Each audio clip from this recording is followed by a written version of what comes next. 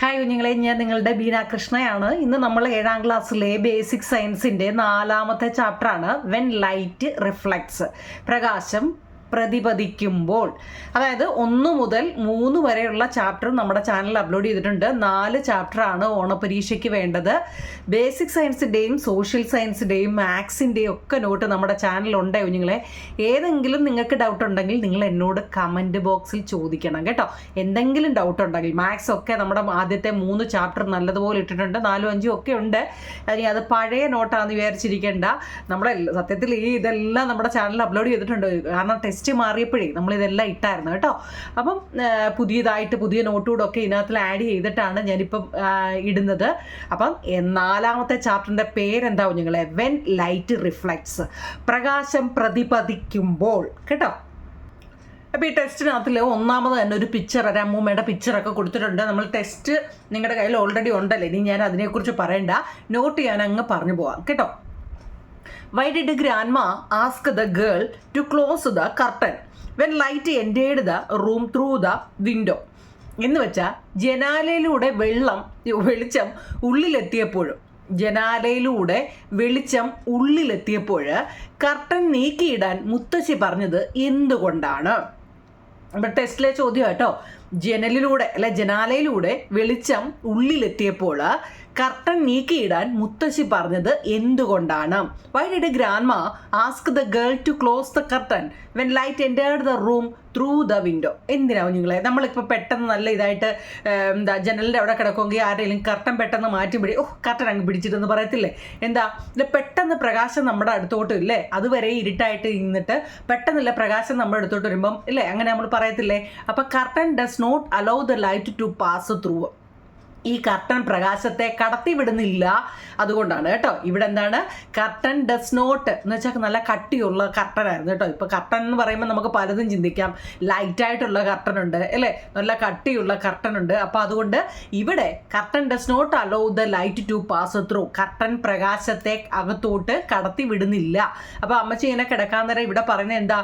Curtain എന്താ അങ്ങോട്ട് മാറ്റിയിട് അല്ലേ, പ്രകാശം ഉള്ളിലോട്ട് കടക്കട്ടെ അല്ലേ. കർട്ടൻ കിടക്കുന്നതുകൊണ്ട് പ്രകാശമില്ല, അതുകൊണ്ട് curtain does not allow the light to pass through, curtain പ്രകാശത്തെ ഇവിടെ കടത്തി വിടുന്നില്ല എന്നാണ് കേട്ടോ. ടെസ്റ്റിലെ ചോദ്യമാണ്. ഇനി പ്രകാശം കടത്തിവിടുന്ന വസ്തുക്കൾ ഏതൊക്കെയാണെന്നൊരു ചോദ്യം നമ്മളോട് ചോദിച്ചിട്ടുണ്ട്. പ്രകാശത്തെ ഉള്ളിലോട്ട് കടത്തിവിടുന്നത് എന്ന് വെച്ചാൽ അപ്പുറത്തുള്ളത് ഇപ്പുറത്ത് നമുക്ക് കാണാൻ പറ്റുന്നത് എന്തൊക്കെയാണെന്നാണ് നമ്മളോട് ചോദിച്ചത്. നമ്മളൊരു ചില്ല് ഗ്ലാസ്സിലെടുത്ത ശുദ്ധജലം അല്ലേ, നമ്മളിപ്പോൾ ചായ എടുക്കത്തില്ലേ കുഞ്ഞുങ്ങളെ? നമ്മുടെ കുപ്പി ഗ്ലാസ്സിൽ നമ്മൾ ചായ എടുക്കത്തില്ലേ? ചായ ആയാലും കാപ്പി ആയാലും ഇനിയിപ്പോൾ തിളപ്പിച്ച വെള്ളം, ഏത് വെള്ളമായാലും നമുക്ക് ദൂരെ നിന്ന് അത് കാണാൻ പറ്റത്തില്ലേ, ഇല്ലയോ? അതുപോലെ തന്നെ ബട്ടർ പേപ്പർ, ജനൽ ചില്ല്, കണ്ണട ചില്ല്, കണ്ണാടി, മാർബിള്, പോളിത്തീൻ കവറ്, ഇതൊക്കെ എന്താ പ്രകാശം കടത്തിവിടുന്ന വസ്തുക്കളാണ്. ഇനി ഈ പറഞ്ഞതിൽ തന്നെ സുതാര്യമായിട്ടുള്ളതെന്ന് വെച്ചാൽ കുറച്ച്, നമ്മളിപ്പോൾ കുറേ എണ്ണത്തിൻ്റെ പ്രകാശം കടത്തിവിടുന്നതെന്ന് പറഞ്ഞെങ്കിലും കുറച്ച് മാത്രം കടത്തിവിടുന്നുണ്ട്, നല്ലതുപോലെ കടത്തിവിടുന്നുണ്ട് അല്ലേ? അങ്ങനെ ഇല്ലേ? കുറച്ച് മാത്രം, ഒരു ഏകദേശം നമുക്ക് അപ്പുറത്തെ കാണാം ഇല്ലേ, അങ്ങനെയൊക്കെ പറയത്തില്ലേ? അപ്പം പ്രകാശം കടത്തിവിടുന്നവ ഏതാണെന്ന് പറഞ്ഞതിലാണ്. ഇനി ഇത് നല്ലതുപോലെ കടത്തിവിടുന്നത് ഏതാ, കുറേശ്ശെ കടത്തിവിടുന്നത് ഏതാന്നൊക്കെ നമുക്കുണ്ട് കേട്ടോ. അതായത് glass filled the pure water, scratched glass sheet, butter paper, window glass, piece of reading glass. അപ്പോൾ അത് നമുക്കിഷ്ടമുള്ള, അപ്പോൾ ഇതിലും കുറച്ചുകൂടെ ഇതായിട്ട് നമുക്ക് അകത്തോട്ടുണ്ടെന്ന് വെച്ചാൽ പ്രകാശം നല്ലതുപോലെ കടത്തിവിടുന്ന വസ്തുക്കൾ.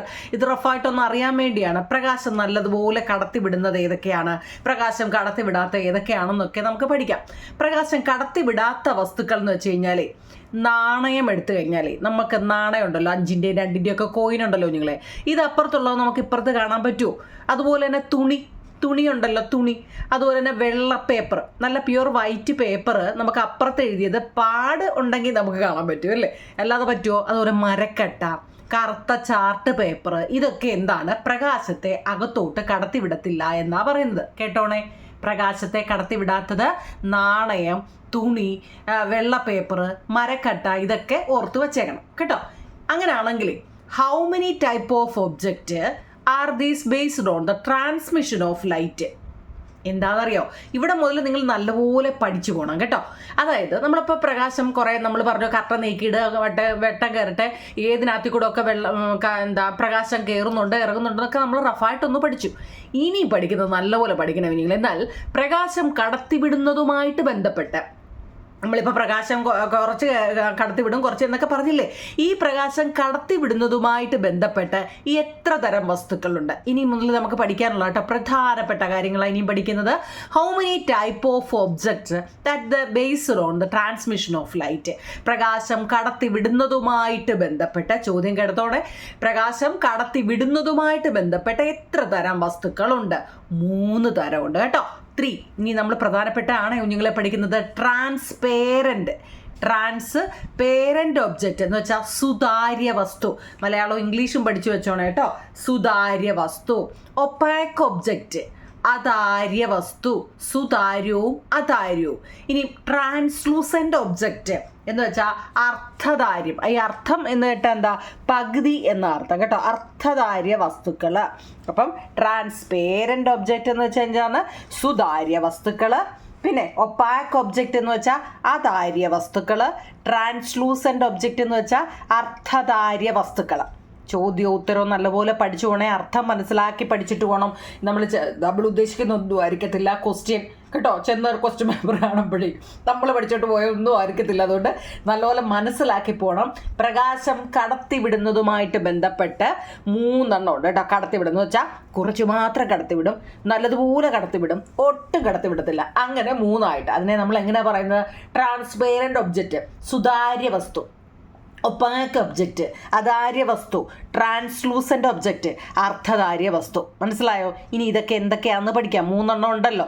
അപ്പോൾ എന്താണ് ട്രാൻസ്പേരൻ്റ്? ഒന്നാമത്തെ നമ്മൾ പറഞ്ഞല്ലോ ട്രാൻസ്പേരൻ്റ് ഒബ്ജക്ട്സും അതിന് എക്സാമ്പിളും. നോക്കൂ നിങ്ങൾ, എന്താണ് സുതാര്യ വസ്തുക്കൾ എന്നാൽ എന്താണ്? ചോദ്യം കേട്ടോണേ കേട്ടോ.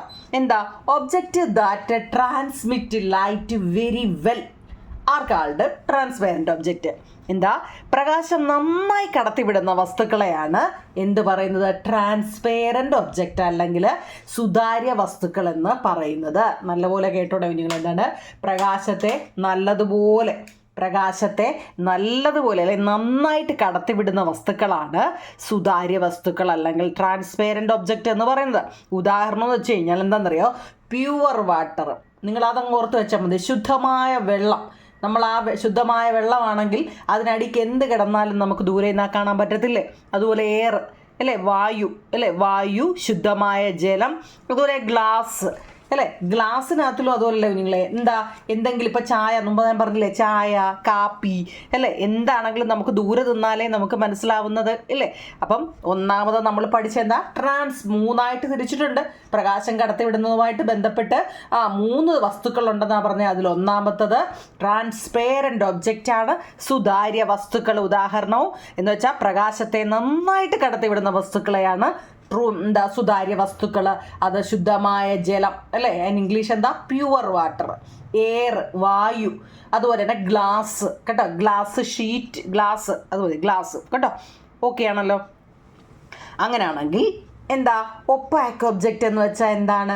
അതാര്യ. സുതാര്യം പഠിച്ചു കഴിഞ്ഞാൽ അടുത്തേതാ? അതാര്യ വസ്തുക്കൾ എന്നാൽ എന്താണ്? പ്രകാശം കടത്തിവിടാത്ത വസ്തുക്കളെയാണ് അതാര്യ വസ്തുക്കൾ അല്ലെങ്കിൽ ഒപ്പാക്ക് ഒബ്ജക്റ്റ് എന്ന് പറയുന്നത്. നല്ലപോലെ കടത്തിവിടുന്നതിനെ സുതാര്യ വസ്തുക്കളെന്നും അല്ലെങ്കിൽ ട്രാൻസ്പെറൻ്റ് എന്നും, ഒട്ടും കടത്തിവിടാത്തതിനെ ഒപ്പാക്ക് ഒബ്ജക്റ്റ് എന്നും അല്ലെങ്കിൽ അതാര്യ വസ്തുക്കളെന്നും പറയുന്നു. Object we do not transmit light are called opaque object. ഈ വുഡ്, തടി കേട്ടോ, വുഡ്, തടി, പിന്നെ പേപ്പർ, നല്ല കട്ടിയുള്ള പേപ്പർ ഉണ്ടെങ്കിൽ അപ്പുറത്തുള്ളത് നമുക്ക് ഇപ്പുറത്ത് കാണാൻ പറ്റത്തില്ല. പിന്നെ കളേർഡ് ക്ലോത്ത്, തുണി ഉണ്ടല്ലോ, നിറമുള്ള വെള്ളയാണെങ്കിൽ ഒരു പക്ഷേ കാണാൻ പറ്റുമായിരിക്കും അല്ലേ. നെറ്റിൻ്റെയൊക്കെ തുണിയാണെങ്കിൽ നമുക്ക് തുണി എന്ന് പറയാൻ പറ്റത്തില്ല, ചിലപ്പോൾ അപ്പുറത്തുള്ള ഇപ്പുറത്ത് കാണാം. പക്ഷേ നിറമുള്ള തുണിയാണെന്നുണ്ടെങ്കിൽ കേട്ടോ, കളറുള്ള കേട്ടോ, അതവിടെ കൊടുത്ത കളേർഡ് ക്ലോത്ത് എന്ന് വെച്ചാൽ നിറമുള്ള തുണിയാണെങ്കിൽ നമുക്ക് അപ്പുറത്തുള്ളതിനെ ഇപ്പുറത്ത് കാണാൻ പറ്റത്തില്ല എന്നതാണ് പറയുന്നത്. അപ്പം പഠിച്ചു പോയിക്കോണേ നിങ്ങളെ. ട്രാൻസ്പെറൻറ്റ് കണ്ടല്ലോ, ട്രാൻസ്പെറൻറ്റും എന്ന് വെച്ചാൽ സുതാര്യ വസ്തുക്കളും, ഒപ്പാക്ക് ഒബ്ജക്റ്റ് എന്ന് വെച്ച് കഴിഞ്ഞാൽ അതാര്യ വസ്തുക്കളും. ഓക്കെ ആണോ? ഓണപരീക്ഷയ്ക്കുണ്ട് കേട്ടോ, അതുകൊണ്ടാണ്. അടുത്തത് ട്രാൻസ്ലൂസെൻ്റ് ഒബ്ജക്റ്റും അതിൻ്റെ എക്സാമ്പിൾ. എന്താണ്? അർത്ഥധാര്യ വസ്തുക്കൾ. അർത്ഥധാര്യ വസ്തുക്കൾ എന്നാൽ എന്ത്? Object which transmit light partially. ആ ഒരു വാക്ക് ഓർത്തോണം. അതിനകത്തിൽ എന്താ? ട്രാൻസ്ലൂസെൻ്റ് എന്ന് വെച്ചാൽ അർത്ഥധാര്യം കുറച്ച് മാത്രം കാണാം. നമ്മൾ ഈ ജനലിൽ കൂടെ ചിലപ്പോൾ നോക്കിയാൽ എന്തോ ഒന്ന് അങ്ങോട്ട് പോയി പോലും ഒന്നേ അല്ലേ എന്തോ ഒന്ന് കണ്ട പോലും എന്ന് നമ്മൾ പറയത്തില്ലേ? അതാണ് എന്താ? പാർഷ്യലി കുറച്ച് മാത്രം എന്തോ പോലെ എന്ന് പറയത്തില്ലേ? Object which transmit light partially are called translucent object. അതായത് butter paper, ink and water, oil paper, ഇതൊക്കെ എന്താണ്? നമുക്ക് കുറച്ചൊക്കെ അപ്പുറത്തുള്ളതിന് ഇപ്പുറത്ത് കാണാൻ പറ്റും, കുറച്ച് കേട്ടോ. പ്രകാശം ഭാഗികം എന്ന് വെച്ചാണ് പാർഷ്യലി കടത്തിവിടുന്ന വസ്തുക്കളെ അർത്ഥധാര്യ വസ്തു അല്ലെങ്കിൽ ട്രാൻസ്ലൂസെൻ്റ് എന്ന് പറയുന്നു. അപ്പം നമ്മൾ എന്താ പഠിച്ചത്? ട്രാൻസ്പേരൻ്റ്, പിന്നെ ഒപ്പാക്ക്, ട്രാൻസ്ലൂസെൻ്റ്. ട്രാൻസ്പേരൻ്റ് എന്ന് വെച്ചാൽ നല്ലതുപോലെ പ്രകാശത്തെ കടത്തിവിടും. പിന്നെ ഒപ്പാക്ക് ഒബ്ജക്റ്റ് എന്ന് വെച്ചാൽ ഒട്ടും കടത്തിവിടത്തില്ല. ട്രാൻസ്ലൂസെൻ്റ് എന്ന് വെച്ചാൽ കുറച്ച് മാത്രം കടത്തിവിടും. കേട്ടല്ലോ? ക്ലൂ പഠിച്ച് വെച്ചേക്കണേ. ഇതിൻ്റെ എല്ലാ എക്സാമ്പിളും butter paper,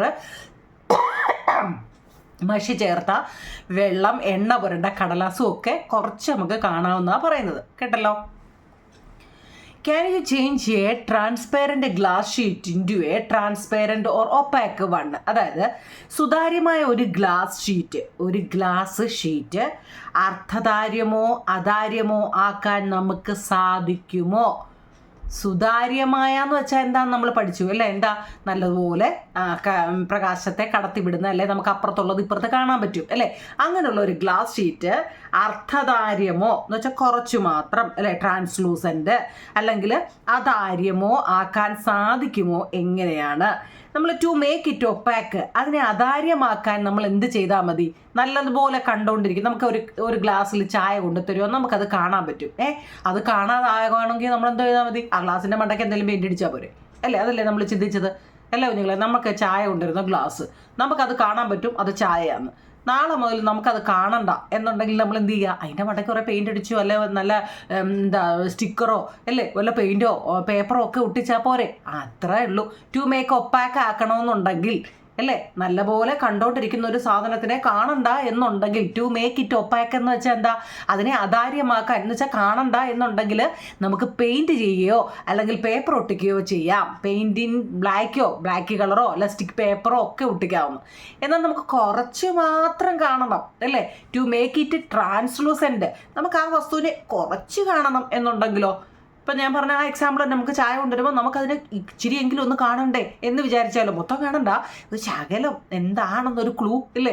to make it ട്രാൻസ്ലൂസെൻ്റ്, അർത്ഥധാര്യമാക്കാൻ നമ്മൾ എന്ത് പിടിക്കണം? ചെറുതായിട്ട് കരി പിടിപ്പിച്ചാൽ മതിയെന്നാ അല്ലേ? സൂട്ടിങ് എന്നോ ഓയിൽ എന്നോ അല്ലെങ്കിൽ പെയിൻറ്റ് അടിച്ചാൽ മതിയെന്നോ ഒക്കെ ആട്ടോ.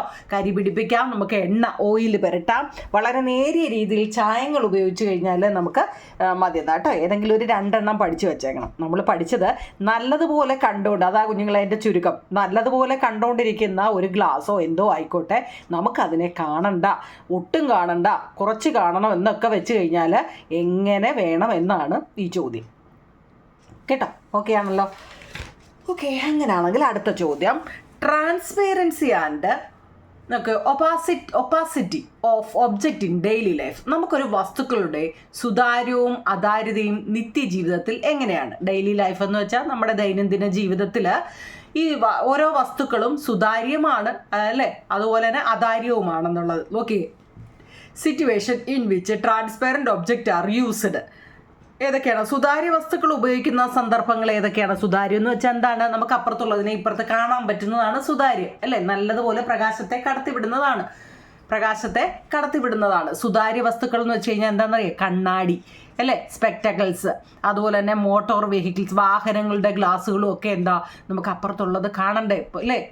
സ്പെക്ടക്കിൾസ്, കണ്ണാടി ഇല്ലയോ? ഓർത്ത് വെച്ചേക്കണേ. ഇനി സിറ്റുവേഷൻ ഇൻ വിച്ച് ട്രാൻസ്ലൂസെൻ്റ് ആണെങ്കിലോ അതിൻ്റെ അർത്ഥം എന്താ? കുറച്ച് അല്ലേ? കുറച്ചെന്ന് കേൾക്കുമ്പോഴേ ബട്ടർ പേപ്പറോ ഓയിൽ പേപ്പറോ ഒക്കെ നിങ്ങൾ ഉദ്ദേശിച്ചാൽ മതി കേട്ടോ. അർത്ഥധാര്യം എന്ന് വെച്ചാൽ കുറച്ച് മാത്രം. ഇനി ഒപ്പാക്ക് ആണെങ്കിലോ? Opaque, situation in which opaque object are used ഏതാ അധാര്യ വസ്തുക്കൾ ഉപയോഗിക്കുന്ന സന്ദർഭങ്ങൾ ഏതൊക്കെയാ? ഒന്നാമത്തത് സുതാര്യ വസ്തുക്കൾ ഉപയോഗിക്കുന്ന സന്ദർഭങ്ങൾ ഏതൊക്കെ? രണ്ടാമത്തെ അർദ്ധധാര്യ വസ്തുക്കൾ ഉപയോഗിക്കുന്ന സന്ദർഭങ്ങൾ. മൂന്നാമത്തത് അധാര്യ വസ്തു ഉപയോഗിക്കുന്ന സന്ദർഭങ്ങൾ. നമ്മൾ വാതിലുകളും ജനലുകളും കർട്ടണുകളും ഒക്കെ എന്താണ്? അർദ്ധധാര്യ വസ്തു, അധാര്യ, അർത്ഥമല്ല അധാര്യ വസ്തു എന്ന് വെച്ചാൽ അപ്പുറത്തുള്ളത് നമ്മുടെ മുറി, നമ്മുടെ ഭിത്തി അല്ലേ? മുറിയുടെ ഭിത്തി അപ്പുറത്തുള്ളത് നമുക്ക് കാണാൻ പറ്റുമോ? ഇല്ല അല്ലെ? വാതിലടച്ചു കഴിഞ്ഞാൽ കാണാൻ പറ്റുമോ? ഇല്ല. അതൊക്കെ നമ്മൾ ലോജിക്കായിട്ടൊന്ന് ചിന്തിച്ചാൽ മതി. ഓക്കെ ആണോ? അത്രയും ഓക്കെ ആണല്ലോ. ഇനി നമ്മൾ പുതിയ കാര്യങ്ങളെക്കുറിച്ചാണ് ഇനിയും പഠിക്കുന്നത്. അടുത്ത കേട്ടോ, ഇപ്പം നമ്മൾ ട്രാൻസ്പെയറൻറ്റ്, ട്രാൻസ്ലൂസൻറ്റ്, ഒപ്പാക്ക് ഒബ്ജക്റ്റ് എന്തുവാണ് എന്നൊക്കെയാണ് ഇതുവരെ പഠിച്ചത് കേട്ടോ. അത് നമ്മുടെ ദൈനംദിന ജീവിതത്തിൽ എന്തെല്ലാം നമ്മൾ ഉപയോഗിക്കുന്നുണ്ടെന്നൊക്കെയാണ്. ഇനി നമ്മൾ വേറെ കാര്യങ്ങളാണ് പഠിക്കുന്നത്. നോക്കൂ നിങ്ങളെ, ഇനി നമ്മൾ പഠിക്കുന്നത് എന്താണ്? Reflection of light. പ്രകാശത്തിൻ്റെ പ്രതിപതനം എന്നാൽ എന്ത്? ടെസ്റ്റിൽ പാഠം ഉൾപ്പെടെ തന്നിട്ടുണ്ട്. റിഫ്ലക്ഷൻ ഓഫ് ലൈറ്റ് അല്ലെങ്കിൽ പ്രകാശത്തിൻ്റെ പ്രതിപതനം എന്നാൽ എന്താണ്? നമ്മളൊരു പ്രകാശം വസ്തുക്കളിൽ തട്ടി തിരിച്ചു വരുന്നതാണ് പ്രകാശത്തിൻ്റെ പ്രതിപതനം എന്ന് പറയുന്നത്. പ്രകാശം പാഠം നമ്മുടെ ടെസ്റ്റിൽ കൊടുത്തിട്ടുണ്ടോ നിങ്ങളെ? നമ്മളിപ്പം ടോർച്ച് നമ്മളെ കറക്റ്റായിട്ട് ഭിത്തിയിലോട്ട് നമ്മൾ അടിക്കത്തില്ലേ? അപ്പോൾ എത്ര ഇത് ചരിച്ചാണോ നമ്മൾ അങ്ങോട്ട് അടിക്കുന്നത് അത്രയും തന്നെ ചരിഞ്ഞായിരിക്കും അത് അങ്ങോട്ട് തിരിച്ചു പോകുന്നത്. ടെസ്റ്റിൽ പടം കൊടുത്തിട്ടുണ്ട്, നോക്കിക്കോണേ. റിഫ്ലക്ഷൻ ഓഫ് ലൈറ്റ് എന്ന് പ്രകാശത്തിൻ്റെ പ്രതിപതനം. Reflection of light refers to the returning of light when it strike on a object. പ്രകാശം വസ്തുക്കളിൽ തട്ടി, മനസ്സിലായോ? സ്മൂത്ത് സർഫസ് ആണെങ്കിൽ നമ്മളിപ്പോൾ താഴെ ടൈലിട്ടിരിക്കുന്ന അതിലോട്ട് നമ്മൾ അടിക്കുക, അല്ലെങ്കിൽ നമ്മുടെ കണ്ണാടിയിലോട്ട് നമ്മൾ സ്മൂത്തായിട്ടുള്ള നമ്മുടെ ടി വിയിലോട്ട് സ്മൂത്ത് പ്രതലമാണെങ്കിൽ അതിലോട്ട് നമ്മൾ പ്രകാശം അടിക്കുമ്പോൾ അത് അതിൽ ചെന്ന് തട്ടിയിട്ട്, ഓർത്തോണേ, അത് അതിൽ ചെന്ന് തട്ടിയിട്ട് അത് തിരിച്ചു പോകുന്നതാണ് കേട്ടോ പ്രകാശത്തിൻ്റെ പ്രതിപതനം എന്ന് പറയുന്നത്. 2 മാർക്കിൻ്റെ വളരെ ഇമ്പോർട്ടൻ്റ് ഒരു ചോദ്യമാണ് കേട്ടല്ലോ. ഇനി അടുത്ത ഈ റിഫ്ലക്ഷൻ നോക്കണേ നിങ്ങളെ. നമ്മൾ പഠിച്ചത് എന്താണ്? റിഫ്ലക്ഷൻ ഓഫ് ലൈറ്റ് ആണ് നമ്മൾ പഠിച്ചത്. ഓരോന്നും തിരിഞ്ഞു പോകല്ലേ കേട്ടോ. ഇനി നമ്മൾ പഠിക്കുന്നത് റെഗുലർ റിഫ്ലക്ഷൻ, ക്രമപ്രതിപതനം. റെഗുലറാണ്, ക്രമമാണ്. റിഫ്ലക്ഷൻ എന്ന് വെച്ചാൽ പ്രതിപതനം. എന്താന്ന് നോക്കിക്കേ. Light falling on smooth surface, നമ്മളിപ്പോൾ പറഞ്ഞല്ലോ നല്ല സ്മൂത്തായിട്ടുള്ള സർഫസിൽ reflect with regularity. This is regular reflections. Mirror give A regular reflections എന്ന് വെച്ചാൽ മിനുസമുള്ള പ്രതലങ്ങളിൽ, നമ്മുടെ സ്മൂത്തായിട്ടുള്ള നല്ല മിനുസമുള്ള പ്രതലങ്ങളിൽ പ്രകാശം പതിക്കുമ്പോൾ അത് ക്രമമായിട്ട് പ്രതിപദിക്കുന്നു. നമ്മൾ കറക്റ്റായിട്ട്, ഞാൻ പറഞ്ഞില്ലേ, സ്മൂത്തായിട്ടുള്ള പ്രതലമാണെങ്കിൽ, നമ്മളിപ്പോൾ പറയാം നമ്മുടെ ടി വി നല്ല സ്മൂത്തായിട്ടുള്ള സ്ഥലമാണ്. ഇപ്പം നമ്മുടെ ഭിത്തി അല്ലെങ്കിൽ ടൈല്, താഴത്തെ ടൈലില്ലേ, അതൊക്കെ എന്താ സ്മൂത്തല്ലേ? അതിലോട്ട് നമ്മൾ പ്രകാശം പതിക്കുമ്പോൾ അത് ക്രമമായിട്ട് പ്രതിപദിക്കുന്നു. ഇതാണ് ക്രമപ്രതിപതനം അല്ലെങ്കിൽ റെഗുലർ റിഫ്ലക്ഷൻ എന്ന് പറയുന്നത്. അങ്ങനെയാണെങ്കിൽ അതിൻ്റെ നേരെ ഓപ്പോസിറ്റ് അല്ലേ കുഞ്ഞുങ്ങളെ ഇറഗുലർ റിഫ്ലക്ഷൻ അല്ലെങ്കിൽ ഡിഫ്യൂസ്ഡ് റിഫ്ലക്ഷൻ എന്നാൽ എന്താണ്? പരീക്ഷയ്ക്ക് ചോദിക്കും. റെഗുലർ എന്ന് വെച്ചാൽ ക്രമമായിട്ട് അല്ലേ, സ്മൂത്തായ ഇതിൽ നല്ല നല്ല മിനുസമുള്ള പ്രതലങ്ങളിൽ പ്രകാശം പതിക്കുമ്പോൾ അത് ക്രമമായിട്ട് പ്രതിപദിക്കുന്നതുകൊണ്ടാണ് അതിനെ ക്രമപ്രതിപതനം. ഈ അടുത്തത് എന്താണ്? വിസരിത പ്രതിപതനം എന്നാണ്, അല്ലെങ്കിൽ ഡിഫ്യൂസ്ഡ് റിഫ്ലക്ഷൻ എന്നാണ്. Irregular reflection. When light false on rough surface it gets scattered in different directions. This is irregular reflections or diffused reflection എന്ന് വെച്ചാൽ മിനുസമല്ലാത്ത പ്രതലത്തിൽ നമ്മൾ ഈ തറയൊക്കെ തേച്ചിടുമ്പോഴേ നല്ലപോലെ സിമെൻറ്റ് വെച്ച് തേച്ചില്ലെങ്കിൽ അതൊരുമാതിരി പരിപരുത്ത പ്രതലമല്ലേ? അതാ മിനുസമല്ലാത്ത പ്രതലങ്ങളിൽ അങ്ങനെയുള്ള പ്രതലത്തിലോട്ട് നമ്മൾ ടോർച്ച് അടിക്കുമ്പോഴോ അല്ലെങ്കിൽ പ്രകാശം പതിക്കുമ്പോൾ അത് നേരായ രീതിയിലല്ല പോകുന്ന, പല ദിശകളിലേക്കും ചിതറിപ്പോകുന്നു. ഇതിനെ നമ്മൾ എന്ത് പറയുന്നു? വിസരിത പ്രതിപതനം എന്ന് പറയുന്നു. മനസ്സിലാക്കണം നിങ്ങളെ. നമ്മൾ ഫസ്റ്റ് പഠിച്ചത് എന്താണ്?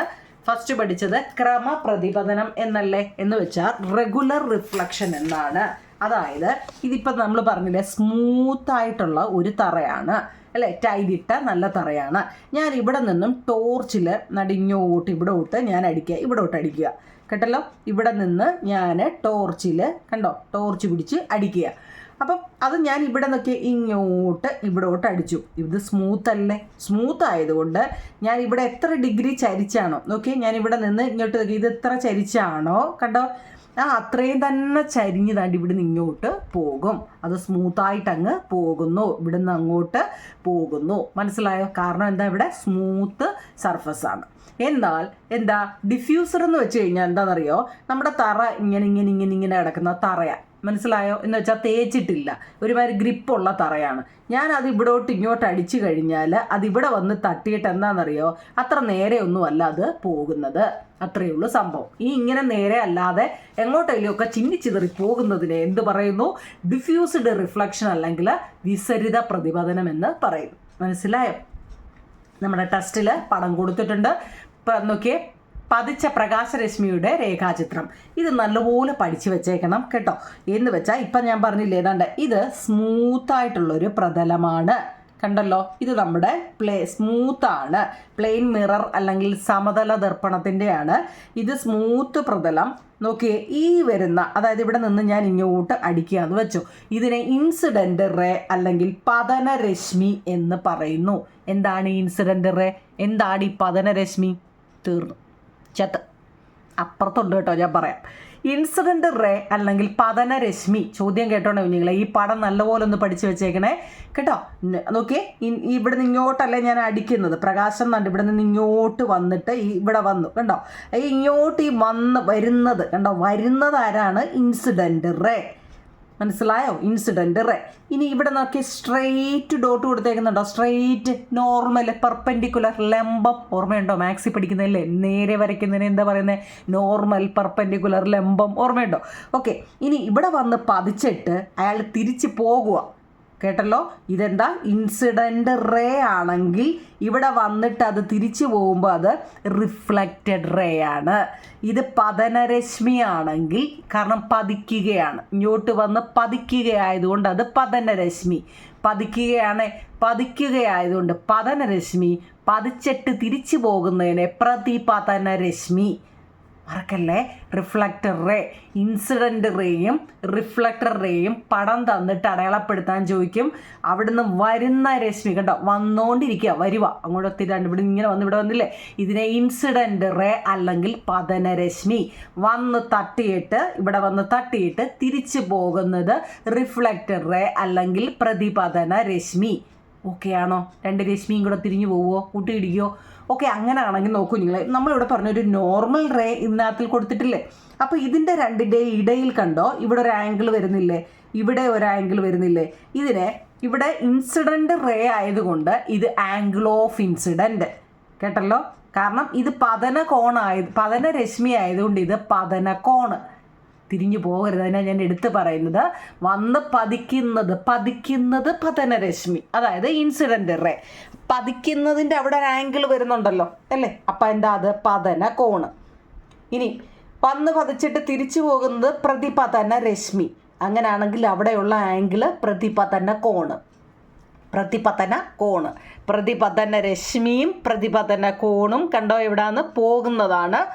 ഇനി പതനരശ്മി പതനകോണും കണ്ടോ ഇങ്ങോട്ട് വരുന്നത്. തിരിഞ്ഞു പോകരുത്, അതാണ് ഞാൻ എടുത്തെടുത്ത് പറഞ്ഞത് കേട്ടോ. ഈ പടം വരച്ചിട്ട് അടയാളപ്പെടുത്താനെങ്ങാനും ചോദിച്ചാൽ നമ്മളോടാ അല്ലേ. ഓക്കെ ആണല്ലോ.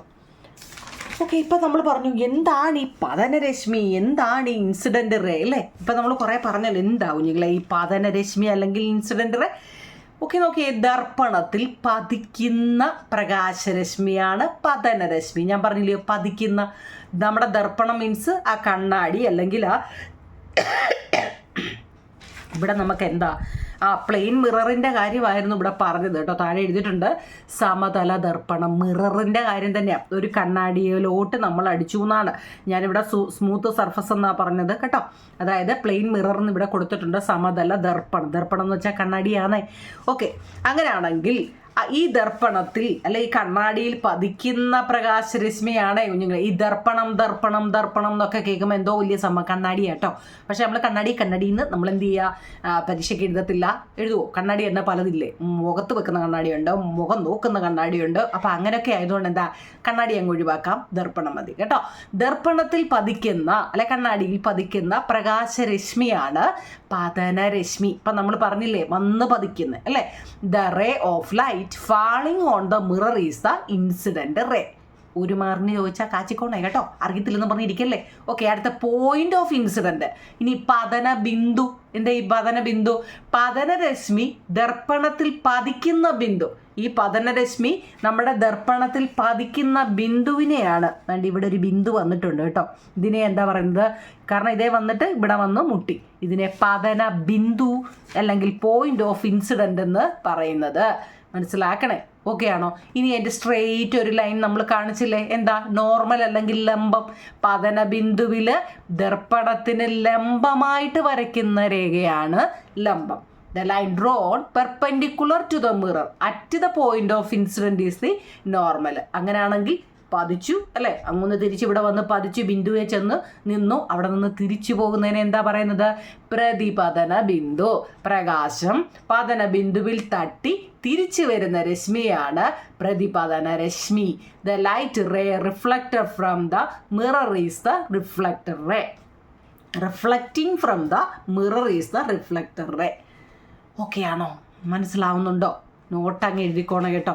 നീ എൻ്റെ ചിലപ്പോൾ സഹിക്കാൻ വയ്യാതാണെങ്കിലും നോട്ട് എഴുതിക്കോണേ കേട്ടോ. അപ്പം നമ്മൾ പറഞ്ഞു ഈ നോർമലിനും എന്താ ഇൻസിഡൻ്റ് റേയും അല്ലെങ്കിൽ എന്താ റിഫ്ലക്റ്റർ റേയുടെ ഇടയ്ക്ക് എന്ത് വരുന്നുണ്ട്? ആംഗിൾ വരുന്നുണ്ടെന്ന് പറഞ്ഞല്ലേ. അപ്പോൾ ആംഗിൾ ഓഫ് ഇൻസിഡൻറ്റും ആംഗിൾ ഓഫ് റിഫ്ലക്ഷനും, അതായത് പതന കോണും പ്രതിപതന കോണും എന്താണെന്ന് ചോദിക്കും. The angle of between the incident ray and the normal is angle of incident. The angle between the reflector ray and the normal ray is the angle of a reflection. ഞാൻ പടത്തിൽ കാണിച്ചായിരുന്നല്ലോ അല്ലേ. എന്താ പറയുന്നത്? വേണ്ട, ഈ ആംഗിളോ ഈ ഇൻസിഡൻ്റ് റേക്കും അല്ലേ reflector റേക്കും ഇടയിൽ നല്ല സ്ട്രെയിറ്റ് ഒരു നോർമൽ റേ ഉണ്ട്. ഇതിൻ്റെ ഇടയിൽ ഇവിടെ ഒരു ആംഗിളുണ്ട്, ഇവിടെ ഒരു ആംഗിളുണ്ട്. കണ്ടോ, ഈ രണ്ട് ആംഗിളും കണ്ടല്ലോ, ഇവിടെ ഒരു ആംഗിളുണ്ട്, ഇവിടെ ഒരു ആംഗിളുണ്ട്. അതായി പറയുന്നത് ഏതാ? ആംഗിൾ ഓഫ് ഇൻസിഡൻറ്റും ആംഗിൾ ഓഫ് റിഫ്ലക്ഷനും. അതായത് പതനരശ്മിക്കും ലംബത്തിനും ഇടയിലുള്ള കോണാണ് പതനകോണ്, പിന്നെ പ്രതിപതനരശ്മിക്കും ലംബത്തിനും ഇടയിലുള്ള കോണാണ് പ്രതിപതന കോണ്. തിരിഞ്ഞു പോകല്ലേ. ഓക്കെ ആണോ? ഓക്കെ ആണല്ലോ. അങ്ങനെയാണെങ്കിൽ ഇനി നമ്മൾ പഠിക്കുന്നത് ലോസ് ഓഫ് റിഫ്ലക്ഷൻ. എന്താ നിങ്ങളെ? Laws of reflection. Reflection of light അല്ലേ നമ്മൾ മുമ്പ് പഠിച്ചേ. ഇനി ലോ എന്ന് വെച്ചാൽ നിയമമാണ് അല്ലേ. ലോസ് ഓഫ് റിഫ്ലക്ഷൻ എന്ന് വെച്ചാൽ പ്രതിപതന നിയമങ്ങൾ. The angle of incident and the angle of reflection are equal. Angle of ഇൻസിഡൻറ്റും ആംഗിൾ ഓഫ് റിഫ്ലക്ഷനും ഈക്വൽ ആണ്. The incident ray, the reflector ray and the normal at the point of incident are on the same plane. അതായത് പതനകോണും പ്രതിപതനകോണും തുല്യമായിരിക്കും. പതനരശ്മിക്കും പ്രതിപതനരശ്മിയും പതന ബിന്ദുവിലേക്കുള്ള ലംബവും ഒരേ തലത്തിൽ ആയിരിക്കും എന്നാണ് പറയുന്നത്. അതായത് ഇത്രയേ ഉള്ളൂ കുഞ്ഞുങ്ങളെ. നമ്മളിപ്പോൾ പറയാം ഇത് മിറർ. നമ്മൾ ഇവിടെ നിന്നും ഞാൻ ചരിച്ചതാണ് ഇങ്ങനൊരു വര വരച്ചു മുമ്പ് കാണിച്ചില്ലേ. ഞാൻ പറയാം ഇപ്പം ഇവിടെ ഒരു എന്താ ലംബം കൊടുക്കുന്നുണ്ട് അല്ലേ, സ്ട്രെയിറ്റ് ലൈൻ കൊടുക്കുന്നുണ്ട്. ഇവിടെ നിന്ന് ഇത് പോകുന്നു, ഇത് പതന രശ്മി അല്ലേ, ഇത് തിരിച്ചു പോകുന്നത് പ്രതിപതന രശ്മി. അപ്പോൾ ഇവിടെ എത്രയാണെന്ന് നോക്കണം നിങ്ങൾ കേട്ടോ. ഇവിടെ ഇപ്പോൾ 60 ഡിഗ്രിയാണ് ഞാൻ തരുന്നതെങ്കിൽ നിങ്ങൾ ഓർത്തോണം ഇവിടെയും എന്തായിരിക്കും? 60 ഡിഗ്രി ആയിരിക്കും. ഓർത്തോടെ ഞങ്ങൾ കേട്ടോ. മനസ്സിലാക്കണം. ഇവിടുത്തെ ആംഗിൾ എത്രയാണെന്ന് നിങ്ങളോട് ചോദിക്കും പരീക്ഷയ്ക്ക്. ഇവിടെ എത്രയാണോ എന്ന് വെച്ചാൽ ഇത് സ്ട്രെയിറ്റ് ലൈനല്ലേ, പെർപെൻഡിക്കുലർ അല്ലേ. അപ്പം ഇവിടെ എത്രയാണോ നിങ്ങൾക്ക് തരുന്നത്, എത്ര ചിലപ്പോൾ 30, 40, 20 എത്ര വേണോ തന്നോട്ടെ, നിങ്ങൾ ഓർത്തോണം അതിൻ്റെ ഇപ്പുറത്തും എന്തായിരിക്കും? ഇപ്പുറത്തെന്ന് വെച്ച് കഴിഞ്ഞാൽ ഇതിൻ്റെ ഓപ്പോസിറ്റ് അല്ലേ, ആംഗിൾ ഓഫ് ഇൻസിഡൻറ്റും ആംഗിൾ ഓഫ് റിഫ്ലക്ഷനും കേട്ടോ. ഓർത്തോണം എന്തായിരിക്കും? ഈക്വൽ ആയിരിക്കും. പതന കോണും പ്രതിപതന കോണും എപ്പോഴും ഈക്വൽ ആയിരിക്കും കേട്ടോ. അത്രയേ ഉള്ളൂ. ഓക്കെ, നമ്മളത് കഴിഞ്ഞു. ഇനി അടുത്തത് how do we see things. നാം വസ്തുക്കളെ കാണുന്നത് എങ്ങനെ? നമ്മുടെ ടെസ്റ്റിലെ ഒരു ചോദ്യമാണ്. നാം എങ്ങനെയാണ് ഒരു വസ്തുക്കളെ കാണുന്നത്? കണ്ണുകൊണ്ട്, അല്ലാതെ എങ്ങനെ അല്ലേ? നാം ഒരു വസ്തുക്കളെ കാണുന്നത് എങ്ങനെ? കണ്ണുകൊണ്ടല്ലേ. Okay, we see an object when light coming from any sources of light falls on that object, gets reflected and reaches our eyes. But we see a sources of light when the light from it reaches our eyes directly. അല്ലോ, മനസ്സിലായോ? അതായത് നമ്മൾ ഏതെങ്കിലും ഒരു പ്രകാശം അല്ലെ പ്രകാശ സ്രോതസ്സിൽ നിന്നും ഏതെങ്കിലും ഒരു പ്രകാശം, ലൈറ്റോ ടോർച്ചോ എന്തെങ്കിലും ഒരു പ്രകാശ സ്രോതസ്സിൽ നിന്നും വരുന്ന പ്രകാശം നമ്മുടെ വസ്തുക്കളിൽ തട്ടി അത് പ്രതിപദിച്ച് നമ്മുടെ കണ്ണിലെത്തുമ്പോഴാണ് നാം ആ വസ്തുവിനെ കാണുന്നത്. അപ്പം എങ്ങനെ ഇരിക്കുന്നു അല്ലേ? നമ്മളെങ്ങനെ ഒരു വസ്തുവിനെ കാണുന്നത്? ഇനിയെങ്കിലും പറയണേ. നമ്മൾ ഏതെങ്കിലും ഒരു പ്രകാശം, സൂര്യപ്രകാശമോ ഏതെങ്കിലും ആയിട്ട് ആ പ്രകാശ സ്രോതസ്സിൽ നിന്ന് അതിൽ നിന്നും വരുന്ന ആ പ്രകാശം, മനസ്സിലായോ? ഇപ്പം നമ്മൾ ഇതൊക്കെ ലൈറ്റ് ഇട്ടിരിക്കുന്നതുകൊണ്ട് നമുക്ക് ഇവിടെ പ്രകാശം, ലൈറ്റ് അണച്ചാൽ ഇരുട്ടല്ലേ, അപ്പം അതാ ഉദ്ദേശിക്കുന്ന ആ പ്രകാശം വന്ന് എന്തോത്തി തട്ടി, ഈ പേപ്പറിലല്ലേ തട്ടിയേക്കുന്നത്, ആ തട്ടിയിട്ടല്ലേ നമ്മുടെ കണ്ണിൽ പതിക്കുന്നത് ഇല്ലേ? അതായത് ഏതെങ്കിലും ഒരു പ്രകാശ സ്രോതസ്സിൽ നിന്നും വരുന്ന പ്രകാശം ആ വസ്തുക്കളിൽ തട്ടി അത് പ്രതിപതിച്ച് നമ്മുടെ കണ്ണിലെത്തുമ്പോഴാണ് നാം ആ വസ്തുവിനെ കാണുന്നത്. എന്നാൽ ഈ പ്രകാശ സ്രോതസ്സുകളെ കാണുന്നത് അവയിൽ നിന്നുള്ള പ്രകാശം നേരിട്ട് നമ്മുടെ കണ്ണിലെത്തുമ്പോഴാണ്. പ്രകാശ സ്രോതസ്സുകളെ കാണുന്നത് അവയിൽ നിന്നുള്ള പ്രകാശം നേരിട്ട് നമ്മുടെ കണ്ണിൽ എത്തുമ്പോഴാണ്. അത് 2 മാർക്കിൻ്റെ ഒരു ചോദ്യമാണ് കേട്ടോ. ഓക്കെ, ഇനി നമ്മൾ പഠിക്കുന്നത് പ്ലെയിൻ മിറർ ആൻഡ് ഇമേജ്. സമതല ദർപ്പണങ്ങളും പ്രതിബിംബവും. സമതല ദർപ്പണവും നല്ലപോലെ നോക്കിക്കോണോ നിങ്ങളെ, അതിൻ്റെ പ്രതിബിംബവും. Why can't we see our own face? നമ്മുടെ സ്വന്തം മുഖം നമുക്ക് കാണാൻ കഴിയാത്തത് എന്തുകൊണ്ടാണ്? ടെസ്റ്റിലെ ചോദ്യമാണ്. നമ്മുടെ സ്വന്തം മുഖം നമുക്ക് കാണാൻ കഴിയാത്തത് എന്തുകൊണ്ടാണ്? നമുക്ക് കാണണമെന്നുണ്ടെങ്കിൽ നമ്മൾ കണ്ണാടി പോയല്ലേ നോക്കുന്നത്. എന്തുകൊണ്ടാണ്? We see object when the reflected light reaches our eyes. The light falling on our face does not reflect our eyes. പ്രകാശം പ്രതിപദിച്ച് നമ്മുടെ കണ്ണിൽ എത്തുമ്പോഴാണ് നാം വസ്തുക്കളെ കാണുന്നത്. നമ്മുടെ മുഖത്ത് തട്ടി പ്രതിപദിക്കുന്ന പ്രകാശം നമ്മുടെ കണ്ണിലപ്പോൾ എത്തുന്നില്ല. അതിനാൽ സ്വന്തം മുഖം നമുക്ക് കാണാൻ കഴിയുന്നില്ല എന്നുള്ളതാണ് കേട്ടോ. അടുത്ത്, what is the device we use to see our face? മുഖം കാണാൻ വേണ്ടി നാം ഉപയോഗിക്കുന്ന ഉപകരണം എന്താ? കണ്ണാടി അല്ലേ? കണ്ണാടി. On which surface other than the mirror can you see your face? കണ്ണാടി കൂടാതെ മറ്റെന്തെല്ലാം പ്രതലങ്ങളിൽ നിങ്ങൾക്ക് മുഖം കാണാൻ സാധിക്കും?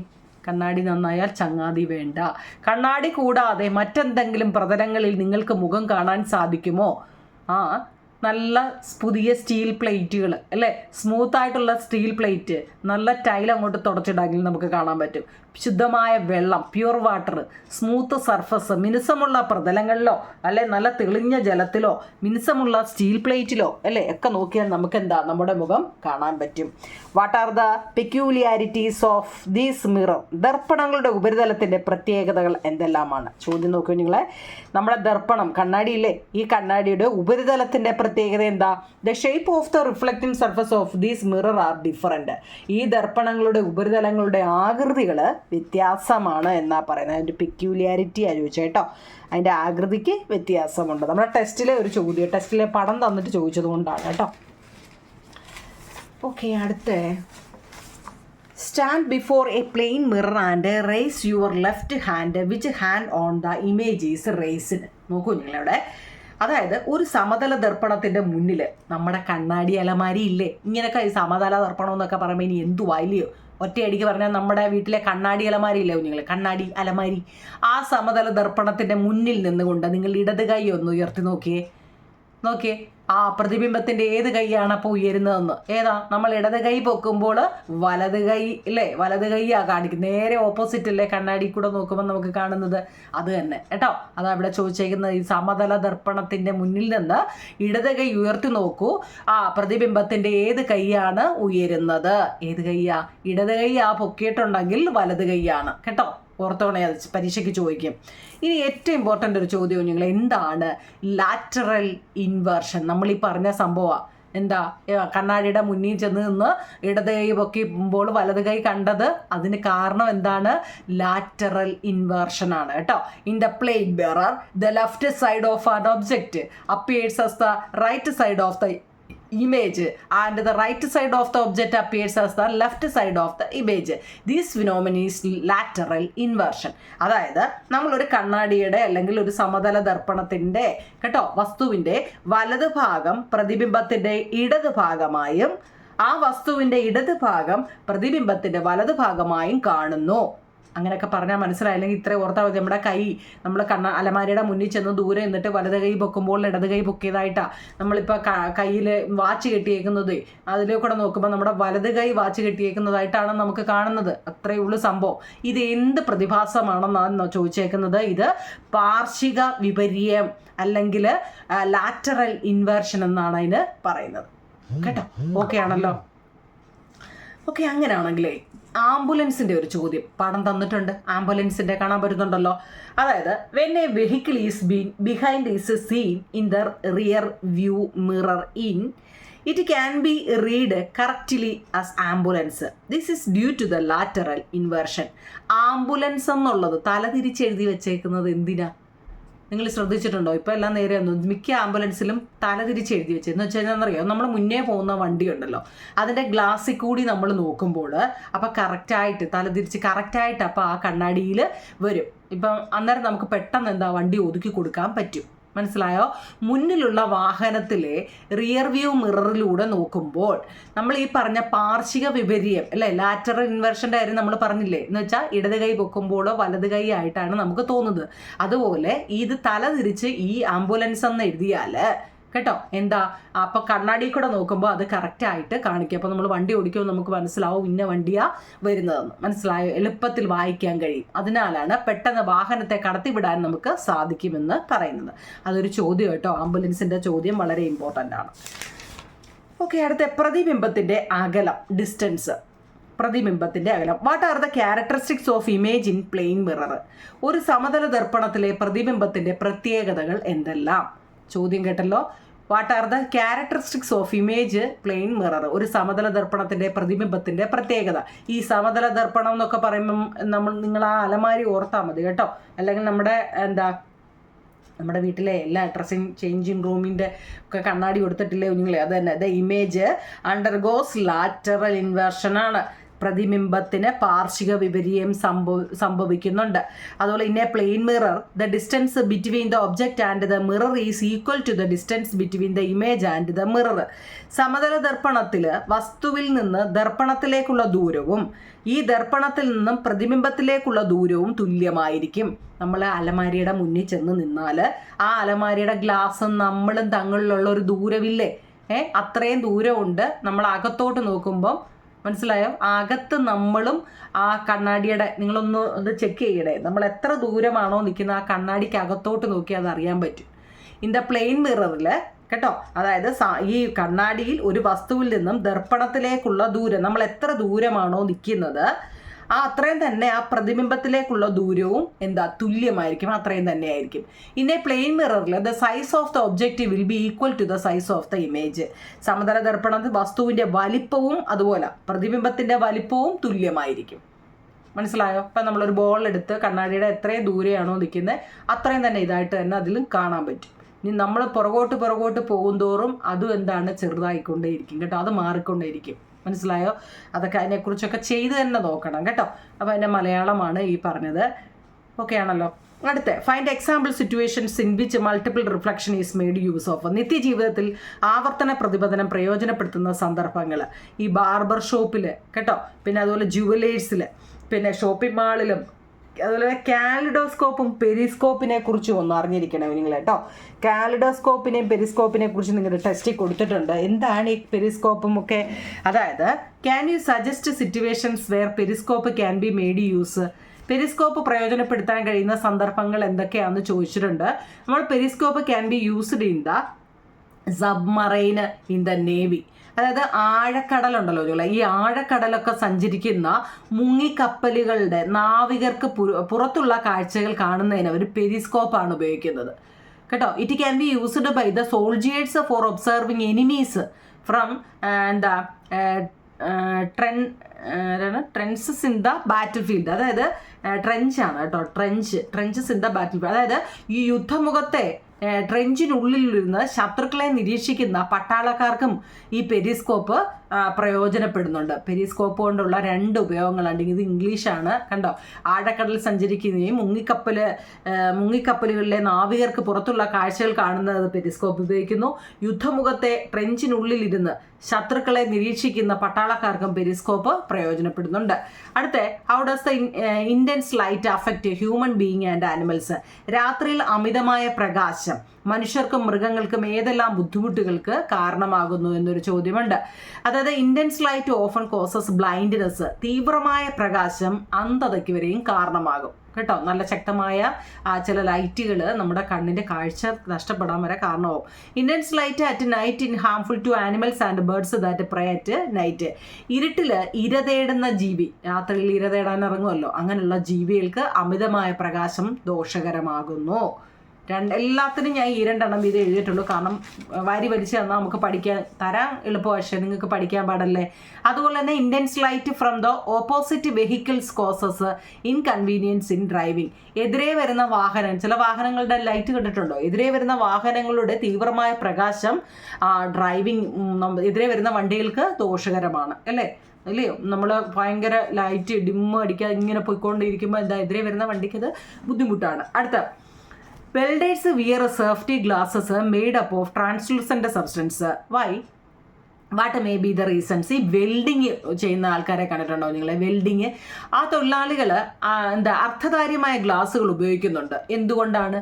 ഒപ്പാക്ക് ഒബ്ജക്റ്റ് ആണ് അവർ ഉപയോഗിക്കുന്നത്, അർത്ഥധാര്യമാണ് അല്ലേ, അപ്പോൾ ട്രാൻസ്ലൂസൻ്റ് ആണ്. എന്തുകൊണ്ടാണ്? അതായത് ട്രാൻസ്ലൂസൻ്റ് ആരൊക്കെയാ? Welders wear translucent substance. എന്തുകൊണ്ടാണ്? Transparent glass will transmit high intense light of welding. It is dangerous to the eyes, so they we use safety glasses made of translucent substance. അതായത് അർത്ഥധാര്യമായ glass പ്രകാശത്തെ നന്നായി കുറയ്ക്കുന്നുണ്ട്. ഇത് കണ്ണിന് ദോഷകരമാകുന്നില്ല. പ്രകാശ തീവ്രത കുറയ്ക്കാൻ ഇത്തരം ഗ്ലാസുകൾ ഉപകരിക്കുന്നു കേട്ടോ. ഇനി മാച്ച് ദ ഫോളോയിങ്ങിന് ചോദിക്കും. പ്ലെയിൻ മിറർ, ലാറ്ററൽ ഇൻവേർഷൻ, സമതല ദർപ്പണം, പാർശ്വിക വിപര്യം, കാലിഡോസ്കോപ്പ്, ആവർത്തന പ്രതിപതനം, മിനുസമുള്ള സ്റ്റീൽ പ്ലേറ്റ്, ക്രമപ്രതിപതനം, പ്ലേവുഡ് ഷീറ്റ്, വിസരിത പ്രതിപതനം. കണ്ടോ? ഓക്കെ ആണല്ലോ. ഓക്കെ, ഞാൻ ഇനി 2-3 വൺ വേർഡും കൂടി അതിൽ ആഡ് ചെയ്തിട്ടുണ്ട്. അതായത് H.G. വെൽസിൻ്റെ നോവലിൻ്റെ പേരൊന്ന് അറിഞ്ഞിരിക്കണേ നിങ്ങൾ. 1 മാർക്കിനും കാണാൻ ചോദിച്ചാലോ. H.G. വെൽസിൻ്റെ നോവലിൻ്റെ പേര് ദ ഇൻവിസിബിൾ മാൻ എന്നാണ് കേട്ടോ. അതിലിപ്പോൾ 1 മാർക്കിന് ചോദിച്ചാൽ എഴുതണം ദ ഇൻവിസിബിൾ മാൻ. പിന്നെ അതുപോലെ തന്നെ ടെസ്റ്റിൽ കോണളവും പ്രതിബിംബങ്ങളുടെ എണ്ണവും ചോദിച്ചിട്ടുണ്ട് കേട്ടോ. നമുക്ക് മുമ്പ് നമ്മൾ പറഞ്ഞില്ലേ കോണളവിൻ്റെ കാര്യം, ഇപ്പോൾ എത്ര ഡിഗ്രി ചരിച്ചാണോ അത്രയും ഡിഗ്രിയാണ് പോകുന്നതെന്നൊക്കെ പറഞ്ഞില്ലേ. അപ്പോൾ ഈ പ്രതിബിംബങ്ങളുടെ എണ്ണം അറിയണമെന്നുണ്ടെങ്കിൽ ഈ ഒരു ഇക്വേഷൻ എടുക്കണം. 360/x-1. ഇപ്പോൾ 30 ഡിഗ്രിയാണ് ചോദിക്കുന്നതെങ്കിൽ 360/30-1. 300 ഇപ്പോൾ മേളിലും താഴെയും 0 വരികയാണെങ്കിൽ അത് വെട്ടിപ്പോവും. അപ്പോൾ 36/3 എന്ന് പറയുന്നത് 12 ആണ്. സംശയം വല്ലതും ഉണ്ടോ? 12 3 36. അതായത് 10 3 30 അല്ലേ, അതറിയാമല്ലോ. 10 3 30, 11 3 33, 12 3 36. പിന്നെ ഈ -1 എന്ന് വെച്ചാൽ 1 കുറയ്ക്കാൽ 11 ആണ്. 11 ആണ് പ്രതിബിംബങ്ങളുടെ എണ്ണം. അങ്ങനെയാണെങ്കിൽ 60 തന്നാൽ നിങ്ങൾ എങ്ങനെ ചെയ്യും? എത്രയും 360/60 - 1. അതും മേളിലും താഴെയും 0 വന്നാൽ വെട്ടിക്കളയാം. ഓക്കെ, 36/6. അപ്പോൾ 6ൻ്റെ ടേബിൾ ചെല്ലിയേ എത്ര? 6 6 36 ആണ്. പിന്നെ ഒരു -1, അപ്പോൾ എത്ര? 5 ആണ്. അടുത്ത 90 ആണെങ്കിലും 360/90 - 1. 0 0 വെട്ടിപ്പോയി. 9ൻ്റെ ടേബിൾ ചെല്ലുമ്പോൾ വരും 4 9 36 ആണ്. പിന്നെ -1, അപ്പോൾ എത്ര? 3 ആണ് കേട്ടോ. മനസ്സിലാവുന്നുണ്ടോ? അങ്ങനെയാണെങ്കിൽ 120 ആണെങ്കിൽ എങ്ങനെ ചെയ്യും ഞാനത് കാണിക്കാം. 120 ആണെങ്കിൽ ഈ ഇക്വേഷൻ തന്നെ കേട്ടോ. 360/x എന്ന് വെച്ച് കഴിഞ്ഞാൽ ഇവിടെ തന്നിരിക്കുന്ന 120 -1. 0 0 വെട്ടിപ്പോയി കേട്ടോ. മനസ്സിലായോ? അപ്പോൾ എത്ര? 12 3 36. 12 3 36. പിന്നെ ഒരു -1 = 2. കണ്ടോ? ഇത് നല്ലപോലെ ടെസ്റ്റിൽ ചെയ്തിട്ടിരിക്കുന്നതാണ്. മനസ്സിലാക്കി തന്നെ പോകണം. പിന്നെ വൺ വേർഡായിട്ട് ചെയ്യാം. പ്രകാശം ഭാഗികമായി കടത്തിവിടുന്ന വസ്തുക്കളാണ് അർദ്ധധാര്യ വസ്തുക്കൾ. ഓർത്തോണേ, നമ്മൾ മുമ്പ് പറഞ്ഞതാ. പ്രകാശം വസ്തുക്കളിൽ തട്ടി തിരിച്ചു വരുന്ന പ്രതിഭാസമാണ് പ്രതിപതനം. കണ്ണാടിയിൽ പതിക്കുന്ന പ്രകാശരശ്മി ഏത് പേരിൽ അറിയപ്പെടുന്നു? പതനരശ്മി, പ്രതിപതനരശ്മിയും പതനരശ്മിയും ഒക്കെ ഓർത്തോണേ. പതനരശ്മിക്കും ലംബത്തിനും ഇടയിലുള്ള കോണിനെ പതനകോൺ എന്ന് പറയുന്നു. അതൊക്കെ ഒരു മാർക്കിൻ്റെ ചോദ്യങ്ങളാണ്. അതിന് ഞാൻ വെറുതെ ഒന്ന് എഴുതി വെച്ചതേ ഉള്ളൂ. ഓർത്തോണേ നിങ്ങൾ, ഈ ചാപ്റ്ററിൻ്റെ ഏറ്റവും പ്രധാനപ്പെട്ടതാണ് ഇതൊക്കെ. ഈ ചാപ്റ്ററിൻ്റെ മൊത്തം ക്വസ്റ്റ്യൻ ആൻസറിലും നമ്മൾ എഴുതിയിട്ടുണ്ട്. എന്തെങ്കിലും സംശയങ്ങളുണ്ടെങ്കിൽ കമൻറ്റ് ബോക്സിൽ പറ. ഓക്കെ, നിങ്ങളെല്ലാവർക്കും ഓണപ്പരീക്ഷയ്ക്ക് നല്ല മാർക്ക് കിട്ടട്ടെ. നമ്മൾ 4 ചാപ്റ്ററിൻ്റെ നോട്ട് ഇട്ടിട്ടുണ്ട്. സയൻസിൻ്റെ 4 ചാപ്റ്ററിൻ്റെ നോട്ട് ഇട്ടിട്ടുണ്ട് കേട്ടോ. സോഷ്യലിൻ്റെ ഇട്ടിട്ടുണ്ട്. എന്തെങ്കിലും സംശയം ഉണ്ടെങ്കിൽ ചോദിക്കുക കേട്ടോ. Okay, thank you.